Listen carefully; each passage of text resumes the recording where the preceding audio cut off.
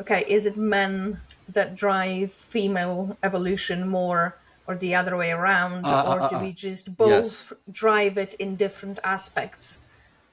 Okay. Yeah. Sorry, I didn't answer that. The answer to that one is I say this with fairly high confidence, but nothing is known for certain in science, right? But it looks like that females have a stronger influence on males, and that's I think what you were suggesting. However, Mm-hmm.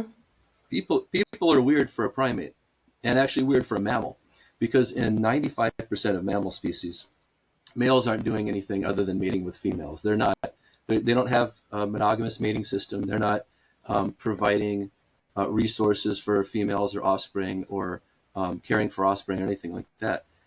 And humans, it's different, right? And so that happened, we don't know when, but maybe around a couple of million years ago, when we started um, incorporating a lot more meat into our diet, when we started becoming good hunters.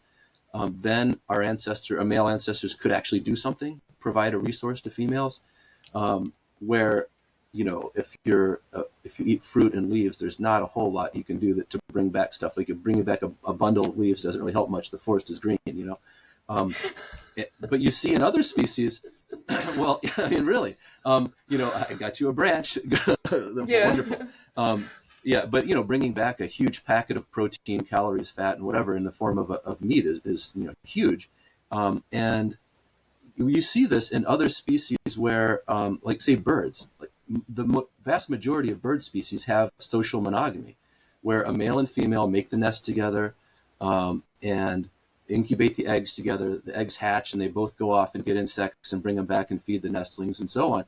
And it's very much more cooperative. And the reason is because neither sex is really better equipped to invest in offspring, right? So for males, it's like, well, I can increase my reproductive success by increasing the reproductive success of my mate, by increasing the survival of my offspring, and so on. That is not the case in most mammals, because mammals, by definition, have mammary glands, and they have lactation, and females only can do that. And so everything is already biased in the direction of males can't do as much.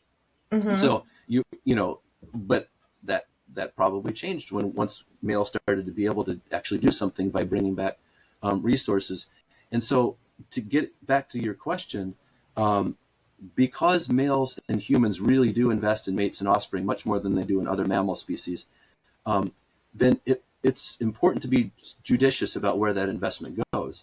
And so our human males have evolved to be quite choosy, compared to most mammals. And so there's probably been fairly strong selection on human females as well, to be the kinds of mates that males would like to invest in. And so name one other primate species where females have permanent sexual ornaments. But in humans, body fat distribution, like fat on the breasts and hips, that looks like a sexually selected trait. It looks like a sexual ornament. Other primates don't put their fat there, right? And it emerges at sexual maturity, and there's demonstrably influences mating success or attractiveness to mates.